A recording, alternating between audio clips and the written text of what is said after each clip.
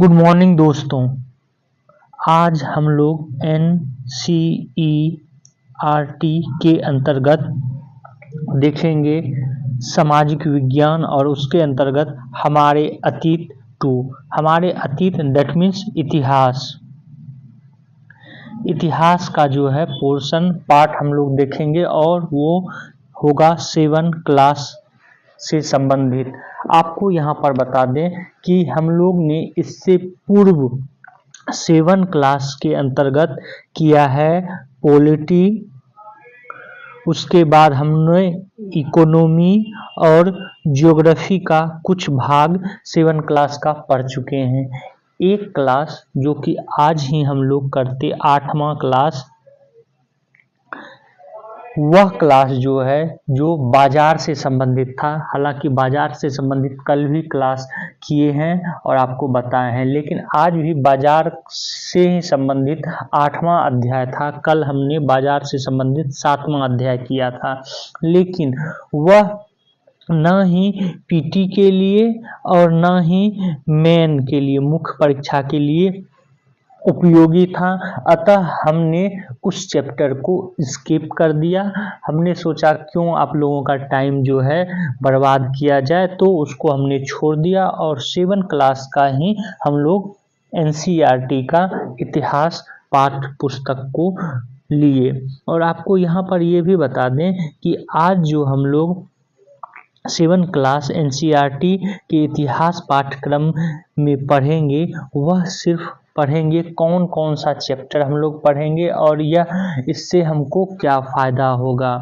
परंपरागत रूप से इतिहास को हम लोग कल से करेंगे, जैसे अतीत के इतिहास से चालू करेंगे, जो कि आपको विभिन्न एग्जामों में पूछा जाएगा। पीटी में ज़्यादातर जब अतीत की इतिहास की बात होती है तो इसको पीटी में ही इससे संबंधित प्रश्न पूछा जाता है। मेन में आप देखेंगे वैदिक एज, सिंधु सभ्यता, वहाँ से प्रश्न बनता है। तो हम ये पूरे के पूरे जो है कल से देखेंगे, लेकिन आज हम पहला चैप्टर देखेंगे कि कौन कौन सा तथ्य इम्पोर्टेंट है जो कि हमको एनसीईआरटी के अंतर्गत, हमारे अतीत 2 के अंतर्गत पढ़ना है। आपको यह बता दें, यह एनसीईआरटी हम जो पढ़ रहे हैं, यह मार्च 2024 का जो है करंट इतिहास के संदर्भ में एनसीईआरटी पढ़ेंगे। हालांकि अगर 2025 में पुनः एनसीईआरटी कोई नया सिलेबस लाती है या इंक्लूड करती है तो उसको भी हम बाद में देख लेंगे, लेकिन वर्तमान में याद रखेंगे कि हम लोग नया जो है चैप्टर पढ़ रहे हैं, दैट मीन्स नया बुक पढ़ रहे हैं। और यह जो है राष्ट्रीय पाठ्यचर्या रूपरेखा 2005 से संबंधित है, क्योंकि 2005 में जो है एक नई पाठ्यक्रम लाया गया था एनसीईआरटी के तहत, और उसमें जो है बच्चों के स्कूली जीवन को बाहर के जीवन से जोड़ा जाना जो है इसमें था। और यह सिद्धांत किताबी ज्ञान और उस विरासत के विपरीत जिसके प्रभाववश हमारी व्यवस्था आज तक स्कूल में बनी हुई है। इसको आप ऐसे समझें कि जब आप इससे पूर्व का एनसीईआरटी देखेंगे, पुराना एनसीईआरटी देखेंगे जो कि 1984 या 1988 के आसपास की है, तो उसमें आप पाएंगे कि आपको 6 क्लास या 7 क्लास में फैक्ट्स ज़्यादा है। फैक्ट जैसे इतिहास ही पढ़ेंगे तो कौन सा कहाँ पे खनन हुआ, उत्खनन मिला, कौन सी जो है औजार मिले हैं, कौन सा मानव मूर्ति मिली है, कहाँ पर कंकाल मिले हैं, इस तरह आपको बुक में लिखा हुआ मिलेगा। लेकिन जब नए एनसीईआरटी को आप लोग देखेंगे 2005 के बाद की एनसीईआरटी को, तो वह कंसेप्ट बेसिस है। दैट मीन्स उसमें यह समझाया गया है कि वह मिला तो उसकी क्या उपयोगिता है, उससे हम क्या समझ सकते हैं, इन सब तथ्यों पर जो है वर्णित है आज का एनसीईआरटी। और आपको पता है कि करंट में जो क्वेश्चन पूछा जा रहा है पीटी में भी और मेन में भी, तो उस कंसेप्ट बेसिस पूछा जा रहा है। अब यहाँ पर देख भी सकते हैं कि यहाँ पर यह लिख भी दिया है कि नई राष्ट्रीय पाठ्यचर्या पर आधारित पाठ्यक्रम और पाठ्य पुस्तकें इस बुनियादी विचार पर अमल करने का प्रयास है। इस प्रयास में हर विषय को एक मजबूत दीवार से घेरे देने और जानकारी को रटा देने की प्रवृत्ति का विरोध शामिल है। आशा है कि यह एकदम हमें राष्ट्रीय शिक्षा नीति 1986 में वर्णित बाल केंद्रित व्यवस्था की दिशा से काफ़ी दूर ले जाएगी। तो यही हम आपको बता रहे थे 1984 और 1988 के बारे में। एक्चुअल में 1984 में गठन किया गया था एनसीईआरटी के नवीन बुक के लिए, और 1986 में जो है राष्ट्रीय शिक्षा नीति लाया गया था और पुनः एनसीईआरटी लिखा गया था। अब जो है अभी वर्तमान का एनसीईआरटी यह राष्ट्रीय पाठ्यक्रम 2005 के अंतर्गत है। और आपको यह भी बता दें इसमें भी चेंजिंग आएगा और इसमें भी बदलाव किया जाएगा पूरा का पूरा कंसेप्ट, क्योंकि जो नई शिक्षा नीति अभी लाई गई है उस नई शिक्षा नीति के अंतर्गत जो है अभी आयोग काम कर रहा है कि किस प्रकार बुक लिखा जाए। जब वो पुस्तक मार्केट में एनसीईआरटी आ जाएगा तो वो एक अलग कंसेप्ट पर होगा और कुछ चीज़ें जो वर्तमान के एनसीईआरटी में है उसको हटा दिया जाएगा। तब जो है क्या होगा, आपका एसएससी का हो या बीपीएससी का हो या यूपीएससी का हो, इसका सिलेबस भी संभावना है कि चेंज हो जाए, क्योंकि पूरे के पूरे हमारी पढ़ने की जो है प्रवृत्ति या कहें पढ़ने का एक कंसेप्ट वो डिफरेंट हो जाएगा नई शिक्षा नीति जो अभी ला रही है वर्तमान सरकार के द्वारा। तो हालांकि वो अभी पूर्णतः लागू नहीं हुई है, लागू होगा, बुक छप जाएगा, तब जो है वो मार्केट में आएगा। तो आप यहाँ तक तो ज़रूर समझ गए होंगे कि 1986 और 2005 के बीच में क्या अंतर लाया गया है, कंसेप्ट पहले फैक्ट्स था। तो इसी चीज़ को यहाँ पर ये लिखा हुआ है, दिया गया है, पहले समझाया है किसने, एनसीईआरटी ने। और आपको आगे बता दें कि पाठ्य पुस्तकों में पाठ्य सामग्री का जो है वो पुनर्संयोजन किया गया है। कोविड-19 महामारी को देखते हुए विद्यार्थियों के ऊपर से पाठ्य सामग्री का बोझ कम करना अनिवार्य कर दिया गया है। और राष्ट्रीय शिक्षा नीति 2020 में विद्यार्थियों के लिए पाठ्य सामग्री का बोझ कम करने और रचनात्मक नजरिए से अनुभवात्मक अधिगमन के अवसर प्रदान करने पर जोर दिया गया है। तो आपको यही चीज़ ऊपर बता रहे थे कि नई राष्ट्रीय शिक्षा नीति जो कि 2020 में लाई गई है, इससे संबंधित अभी नीति पूर्णतः लागू नहीं हुई है, बुक पूर्णतः लागू नहीं हुआ है, या कहें कि लिखा नहीं गया है। अगर वह लिखा जाएगा फिर वो मार्केट में आएगा तो एक अलग कंसेप्ट बेस जो है आपको सारे पुस्तक देखने को मिलेगा 2005 के शिक्षा नीति के इतर। तो यह आप लोग ध्यान में रखेंगे कि जो है अभी हम जितने पढ़ेंगे ज़्यादातर आपको कंसेप्ट बेसिस रहेगा और वह कंसेप्ट ही आजकल पूछा जा रहा है विभिन्न एग्जामों में। और यहाँ पर कि इस पुस्तक को निर्मित करने में जितने भी प्रोफेसर हैं, विश्वविद्यालय है, जिसने भी योगदान दिया है उसका यहाँ पर आप नाम देख सकते हैं। लेकिन मुख्य रूप से हम लोग आगे देखेंगे कि हम लोग पढ़ेंगे किन किन चैप्टरों को 7 क्लास के अंतर्गत पढ़ेंगे इतिहास के संदर्भ में। यहाँ पर क्या किया गया है, आभार प्रकट किया गया है जिस विश्वविद्यालय और प्रोफेसर ने योगदान दिया है। जैसे आप देखेंगे कि इसमें दिल्ली विश्वविद्यालय के प्रोफेसर, उसके बाद आप देखेंगे कोलकाता विश्वविद्यालय के प्रोफेसर, इन सब ने योगदान दिया है। और मानचित्र के लिए भी यहाँ आभार प्रकट किया गया है कि मानचित्र में किन किन लोगों ने और कहाँ से योगदान मिला हुआ है। और इसको आप जाकर खुद से भी इस चैप्टर को या उस मानचित्र को आप उसके साइट पर जाकर देख सकते हैं। अब हम लोग महत्वपूर्ण तथ्य जिसमें कि हम विषय सूची के अंतर्गत 7 क्लास में किन किन चैप्टरों को पढ़ेंगे उसके बारे में देख लेते हैं। तो पाठ्य पुस्तकों में पाठ्यक्रम सामग्री का पुनर्संयोजित इस पुस्तक में हम लोग प्रारंभिक कथन हजारों वर्षों के दौरान हुए परिवर्तनों की पड़ताल करेंगे। यहाँ आप देख रहे हैं कि जब आप ओल्ड एनसीईआरटी पढ़ेंगे तो उसमें प्रारंभिक इतिहास इस तरह से लिखा गया है कि हम प्रारंभिक इतिहास को जानेंगे। यहाँ पर क्या लिखा गया है? प्रारंभिक कथन हजारों वर्षों के दौरान हुए परिवर्तनों की पड़ताल करेंगे।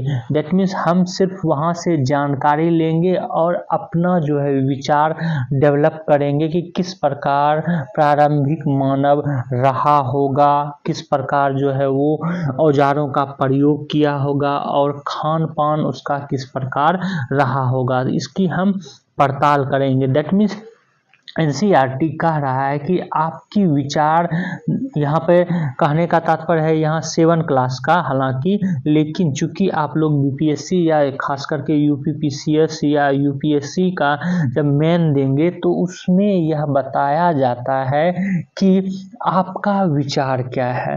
ठीक है, आप अपने विचार से उस प्रश्न को किस प्रकार सोचते हैं।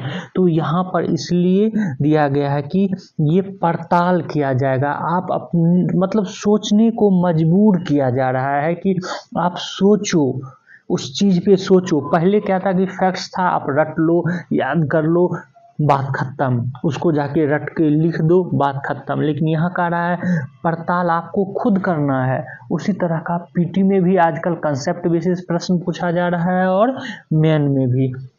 आगे देखते हैं राजा और उनके राज्य। राजा या और उनके राज्य, इस चैप्टर के अंतर्गत आप लोग देखेंगे कि किस प्रकार राजशाही आई और किस प्रकार एक राज्य बनना चालू हो गया एंशिएंट टाइम में भारत में। उसके बाद आप लोग देखेंगे दिल्ली 12वीं और 15वीं शताब्दी में कि दिल्ली में किस प्रकार जो है विभिन्न आक्रमणकर्ताओं द्वारा लूटा गया, उसके बाद यहाँ पर शासन सत्ता स्थापित किया गया।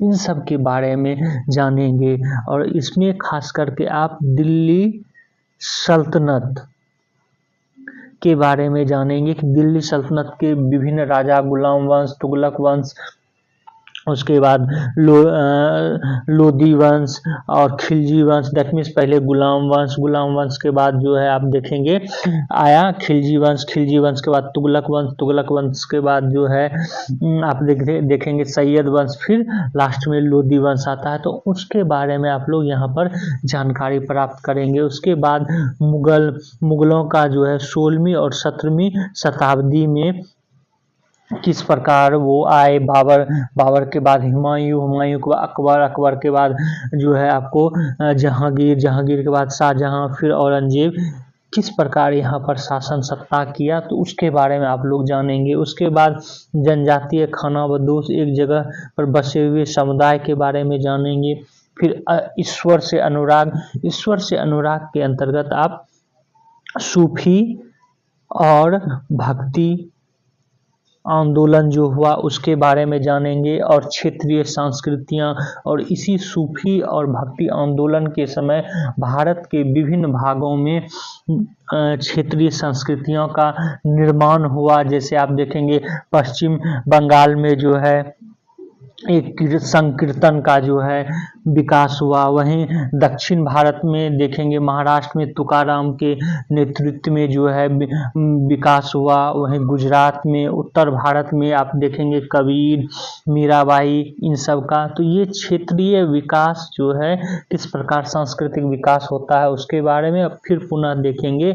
18वीं शताब्दी में नए राजनीतिक गठन कैसे होता है विदेशियों का जो है जैसे वेस्टर्न जितने यूरोपीय देश का आता है उसके बारे में, और ख़ास करके उससे ज़्यादा हम लोग यहाँ पर 18वीं शताब्दी में छोटे छोटे राज्य जो है कैसे बट जाते हैं। आप लोग नाम सुने होंगे, जैसे पाल वंश का हो जाता है, फिर इधर अब राजस्थान में देखेंगे कि राजपूत वंश का उदय होता है उसमें। तो इन सब के बारे में आप लोग थोड़ा जानकारी एकत्रित करेंगे। तो यह पूरा का पूरा जो है आपको पूरे चैप्टर विभिन्न एग्जामों में, कंपटीशन के एग्जामों की यहाँ पर बात कर रहे हैं, उसमें पूछा जाता है। और इससे संबंधित बीपीएससी और खास करके यूपीपीसीएस और यूपीएससी में प्रश्न बनते हैं, तो उसके बारे में हम लोग यहाँ पर जानकारी प्राप्त करेंगे। लेकिन कल जो है हम लोग सबसे पहले देखेंगे पहला चैप्टर, जो कि प्रारंभिक कथन, हजारों वर्षों के दौरान हुए परिवर्तन की पड़ताल है। इस चैप्टर को हम लोग मुख्य रूप से देखेंगे। आगे हम लोग देख लेते हैं कि इस पुस्तक में और क्या क्या हम लोगों को जानकारी मिलेगी, क्या क्या हम लोग पढ़ेंगे। तो प्रत्येक अध्याय को कई भागों में बांटा गया है। इन भागों को पढ़ने, इस पर आपस में बातचीत करने और समझने के बाद ही अगले अध्याय की शुरुआत की जाएगी। तो इसमें परिभाषाएं पढ़ेंगे, विभिन्न जो परिभाषाएं आएगी उसके बारे में, उसके अतिरिक्त जानकारी जो है प्राप्त करेंगे। बहुत से अध्यायों में रोचक जानकारी युक्त अतिरिक्त बॉक्स दिए गए हैं, उसके बारे में भी जानकारी लेंगे। उसके बाद जो स्रोत बॉक्स हैं, बहुत से अध्यायों में स्रोतों से एक अंश दिया गया है। इन्हीं के आधार पर इतिहासकार इतिहास लिखते हैं। इन्हें ध्यान में से पढ़कर इनमें दिए गए प्रश्नों पर चर्चा की जाएगी। हमारे बहुत से स्रोत चित्रों के रूप में हैं, प्रत्येक चित्र की अपनी एक कहानी है, तो उसके बारे में भी हम लोग बॉक्स के माध्यम से देखेंगे। और आपको ये बता दें, अभी हो सकता है आपको लगता होगा कि अरे ये क्या है, इस बॉक्स को देखने से क्या मिलेगा, लेकिन जब आप एक कंसेप्ट डेवलप कर लेंगे उस बॉक्स को देखते हुए, तो आप को जब मेन में बीपीएससी हो या यूपीपीसीएस हो, उस मेन में जब प्रश्न पूछा जाएगा तो आप उस आंसर को देखेंगे तो आपको लगेगा कि अरे ये तो हम जोड़ पा रहे हैं, कनेक्ट कर पा रहे हैं उस बॉक्स से। तो यह जरूरी हो जाता है। और आप अगर इस चीज को सही रूप में आत्मसात करना चाहते हैं तो आप इसको इस प्रकार समझें कि आप बीपीएससी का कोई प्रश्न ले लें इतिहास के संदर्भ में, उसके बाद आप या यूपीपीसीएस का कोई प्रश्न, मेन की बात अभी पहले हम बता रहे हैं आपको, यहाँ पर मेन का कोई प्रश्न ले लें। उसके बाद उसी चैप्टर को जाके एनसीईआरटी 7 क्लास हो या 8 क्लास, अभी 7 क्लास की बात हो रही तो 7 क्लास के उसी चैप्टर को जाके देखें। और जब देखेंगे कि आंसर उसका जिस तरह प्रश्न पूछा गया उसी तरह का जो है वहाँ पर कंसेप्ट बताया गया, तब आपको लगेगा नहीं, अगर वो पढ़े रहते तो ये मेरा क्लियर हो गया रहता। आगे देखते हैं। आगे हम लोग इसमें जानेंगे, आपको कुछ अध्याय में मानचित्र भी मिलेंगे, इन्हें ध्यानपूर्वक देखकर आप अपने अध्याय में बताए गए स्थानों को ढूंढें। और इस तरह का प्रश्न स्थानों के बारे में यूपीएससी खासकर पूछता है। और उसके बाद आगे देखेंगे प्रत्येक अध्याय में कुछ अंतर्निहित प्रश्न एवं क्रियाकलाप दिए गए हैं, जो कि हालांकि ये जरूरी है सिर्फ 7 क्लास के स्टूडेंट के लिए। तो इन सब के बारे में हम लोग जानेंगे। उसके बाद जो है हम लोग जानेंगे कल्पना करने, दैट मीन्स कि आप अपना थॉट प्रोसेस किस प्रकार विकास करते हैं उसके बारे में भी हम लोग जानेंगे, क्योंकि ये जरूरी है। अगर मुख्य परीक्षा को देना है और मुख्य परीक्षा में जिस प्रकार जो है प्रश्न पूछा जा रहा है उसका आंसर आपको लिखना है, तो आपको अपने थॉट का, अपने विचार को जो है जागृत करना ही पड़ेगा। उसके बाद हम लोग इसमें बीज शब्द दैट मीन्स कि जो मूल शब्द है उसको जानेंगे। प्रत्येक अध्याय के अंत में आपको बीज शब्दों की एक सूची मिलेगी। ये आपको अध्याय में दिए गए महत्वपूर्ण विचारों विषयों की फिर से याद भी दिलाएगी। तो बीज शब्द से पीटी में भी प्रश्न पूछे जाते हैं, तो उसके बारे में हम लोग जानेंगे। आगे हम लोग अध्याय 8 आगे जानेंगे। प्रत्येक अध्याय के अंत में विभिन्न तरह के क्रियाकलाप, यह हालांकि 7 क्लास के लिए जरूरी है। तो आप ध्यान में रखेंगे कि कल से जो है हम लोग स्टार्ट कर रहे हैं इस चैप्टर को, 7 क्लास इतिहास को, हिस्ट्री को। और अगर आप सारे चैप्टर पढ़ेंगे तो पीटी का भी बहुत सारा प्रश्न आपसे सॉल्व हो जाएगा और मेन में भी आपको फायदा होगा। तो कल जो है हम लोग जो मेन चैप्टर है उसको स्टार्ट करेंगे। चूँकि हम इसको इसलिए भी आपको बता रहे हैं कि ऐसा ना लगे कि सर ने पहला चैप्टर छोड़ दिया, तो इसलिए हम पूरे जितने भी एनसीईआरटी में तथ्य हैं उसको साथ लेकर चलते हैं। तो आप लोग जो है कल से किसी भी क्लास को मिस मत कीजिएगा और जितना हो सके मेरे इस वीडियो को शेयर करें, सब्सक्राइब करें और बेल आइकन को ज़रूर दबा लें। Thank you for watching this video.